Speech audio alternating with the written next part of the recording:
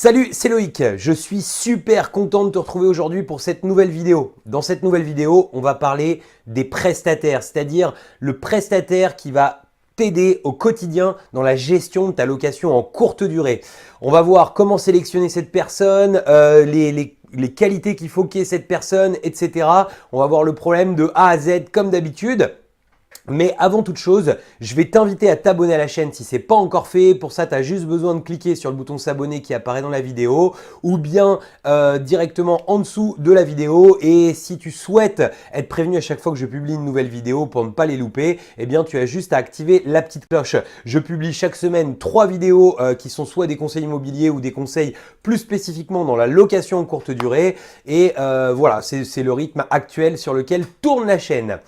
Alors, je ne sais pas si tu t'es déjà demandé avant de te lancer ou même si toi, tu es déjà lancé, est-ce que tu t'es déjà demandé quels sont les critères qu'il faut retenir pour une personne à qui tu vas sous-traiter?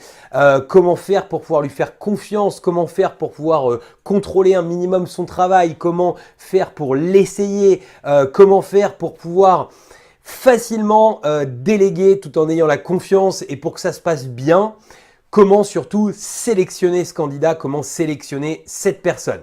Alors on va voir un premier axe en fait qui est tout simplement alors l'idéal pour moi, qui sont les sociétés de conciergerie. Il y a énormément de sociétés de conciergerie qui se montent actuellement et peut-être que dans ta ville, il y a une société de conciergerie spécialisée dans le Airbnb et ça, eh bien, je dirais que ce sont les meilleures solutions. Pourquoi? Parce que souvent, les sociétés de conciergerie ont plusieurs salariés ou plusieurs, alors souvent, ce sont plutôt des auto-entrepreneurs qui travaillent en freelance, un petit peu sous le système des Uber Pop à une période, mais là, simplement, ils sont donc à leur compte et ils acceptent ou pas l'émission. Mais l'avantage de ce genre de service, c'est que tu vas pouvoir avoir des gens qui soient en permanence disponibles puisque si une personne, un prestataire n'est pas dispo, on va t'en envoyer un autre.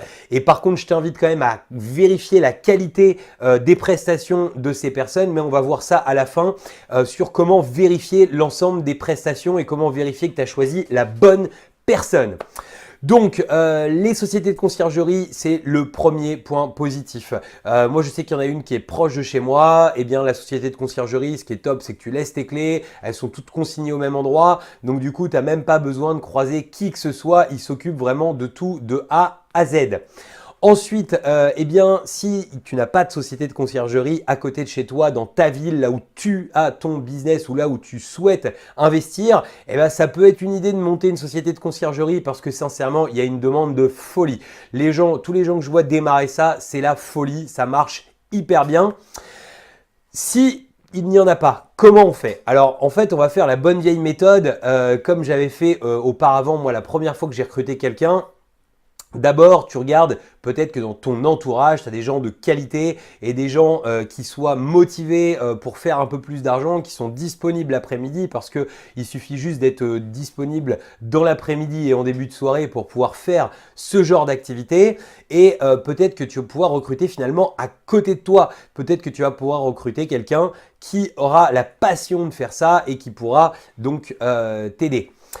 Si tu n'as personne, et ça je le comprends, moi-même j'ai eu du monde pendant un moment, mais j'ai pas eu du monde en permanence autour de moi. Donc qu'est-ce que j'ai fait? J'ai attrapé Le Bon Coin. Et sur Le Bon Coin, en fait, j'ai pris des personnes qui proposaient des prestations de ménage. L'idéal, c'est de trouver quelqu'un qui habite à côté de ton logement parce que faut que ce soit quelqu'un qui puisse y aller facilement. Et je leur ai proposé le deal, je leur ai expliqué comment étaient faites les choses. Alors souvent, en fait, les gens qui font du ménage, c'est pas forcément leur truc. Pourquoi? Parce que j'ai rien contre qui que ce soit, qui soit femme de ménage ou autre, mais souvent les gens viennent pour faire du ménage, mais sont pas forcément commerçants et pas forcément hyper sympa avec tes voyageurs. Donc, il faut essayer de trouver quelqu'un qui, dès le premier abord, toi, t'inspire confiance, tu vois, te donne l'envie. Et à partir de là, il y aura plus de possibilités pour que ça marche bien. Après, il faut bien expliquer les choses dès le départ aux gens. C'est qu'il va y avoir des prestations de dernière minute, il va y avoir des prestations qui, dans la journée, vont tomber pour le soir, 20h, aller faire la prestation. Enfin, voilà, il y a plein de choses qui vont rentrer en ligne de compte. Donc, surtout, eh ben, tu prépares bien les gens, c'est-à-dire que tu leur expliques, très clairement comment est le tableau dès le départ. Parce que sinon, tu vas avoir des gens qui vont s'imaginer quelque chose, qui vont avoir une habitude de faire et qui vont pas faire les choses comme il faut. Moi, je te conseille aussi, c'est hyper important, moi je l'ai fait dans mes logements, c'est que j'ai commencé par faire toujours le ménage moi-même et ensuite, eh bien, tu écris une checklist de l'ordre dans lequel il faut faire le ménage de façon à être sûr que les gens n'oublient rien. Parce que quand tu fais pas de checklist, eh bien, moi je me suis rendu compte, tu vois, par exemple, qu'un micro-ondes, il n'avait pas été ouvert, ça n'avait pas été vérifié à l'intérieur. Enfin, et tu vois, le fait que quelqu'un qui vient dans ton logement va retrouver par exemple des traces de bouffe dans le micro-ondes, eh bien, ça va pas aller du tout. Alors, je dis pas que le micro-ondes, tu vois, doit être fait à chaque fois, en long, en large, en travers. Par contre, il faut qu'il soit ouvert à chaque fois. S'il n'est pas impeccable, il faut le faire. Donc, checklist, hyper important.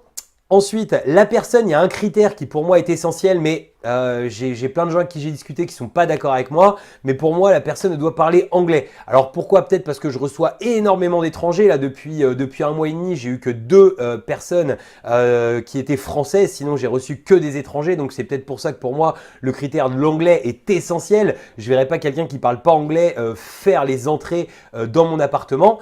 Mais par contre, voilà, si la personne, elle ne parle vraiment pas anglais et que par contre, c'est une personne de qualité, que tu as envie de la choisir, moi, je te conseille de faire, moi, c'est ce que j'avais fait, parce que j'avais une des personnes qui bossait avec moi qui parlait pas du tout anglais. J'avais fait une checklist, en fait, en anglais de tout ce qu'il fallait savoir sur le logement au moment de l'entrée. Donc, ce qui faisait que lui donnait ça à la personne. Au fur et à mesure, la personne, elle lisait et il faisait voir dans l'appart, tu vois, les 2-3 points qu'il y avait à voir et elle avait tout de suite la traduction.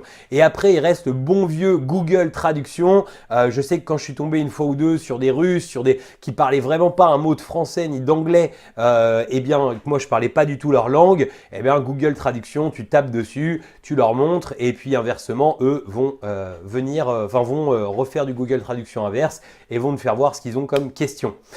Voilà, donc la langue, ça me semble essentiel. Donc le Bon Coin, ça fonctionne. Le bouche à oreille, ça fonctionne. Les sociétés de conciergerie, ça fonctionne. Maintenant, comment est-ce qu'on teste la personne? Parce que même si tu as l'impression d'avoir trouvé… Alors, le premier critère, je te dis, c'est quelqu'un qui paraisse commercial, qui paraisse sympa quand tu vas le voir. Même cette personne-là, eh bien, tu n'es pas sûr que le ménage et les prestations soient forcément à la hauteur. Et encore moins avec les personnes. Donc moi, ce que je fais à chaque fois que je recrute une nouvelle personne avec qui je vais travailler, c'est que je commence tout simplement par lui faire uniquement un ménage. Et en fait, je viens au moment du ménage et je lui file ma checklist. Et je regarde si le ménage il est fait dans le bon ordre. Ensuite, ça c'est la première fois et je fais le check-in derrière. Je lui laisse pas le check-in. Ensuite, la deuxième fois, je lui fais faire un ménage, je ne viens pas et ensuite je viens uniquement pour faire le check-in. Donc comme ça, je peux contrôler le ménage avant de faire entrer les gens. S'il y a un truc qui va pas, s'il y a voilà.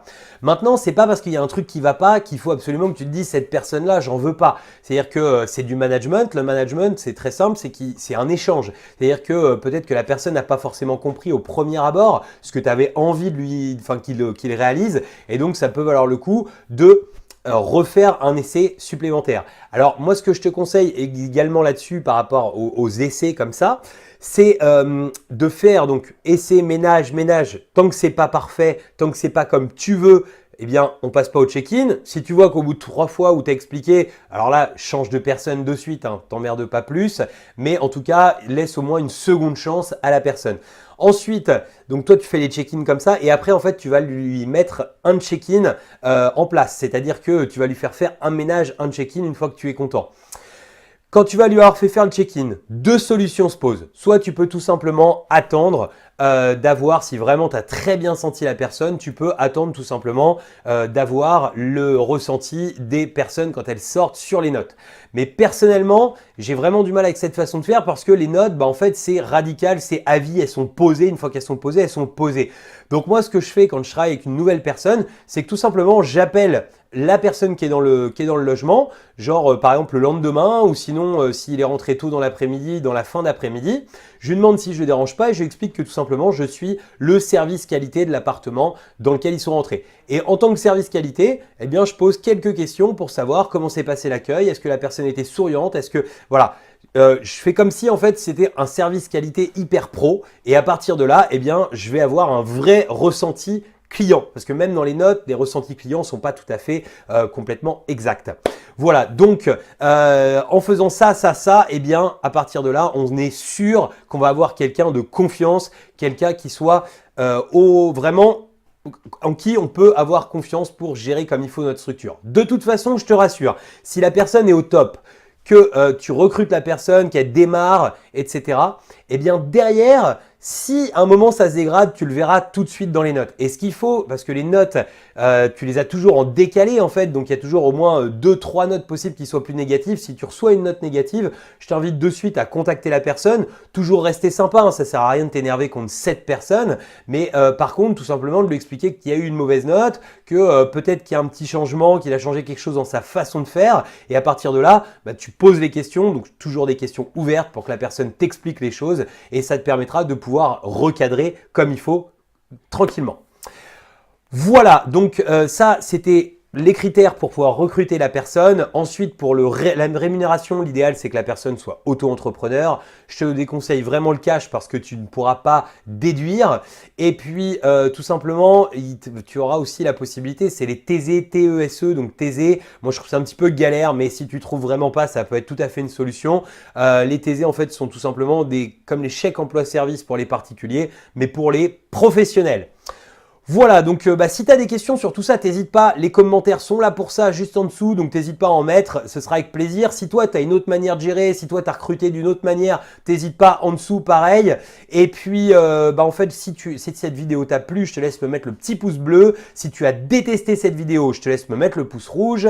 Et puis, je te mets dans l'écran de fin, comme d'habitude, la petite playlist sur les locations saisonnières, le guide de l'investissement qui te permet de démarrer tes investissements de manière sereine et rentable. Et je te mets le lien, si tu ne l'as pas encore fait, vers la formation qui t'apprend à dénicher un bien rentable. Elle sera dispo dans moins de 10 jours. Donc maintenant, c'est vraiment, il ne te reste plus que 10 jours pour pouvoir t'inscrire et la recevoir gratuitement. Voilà, je te dis à très bientôt pour de nouvelles vidéos. Ciao!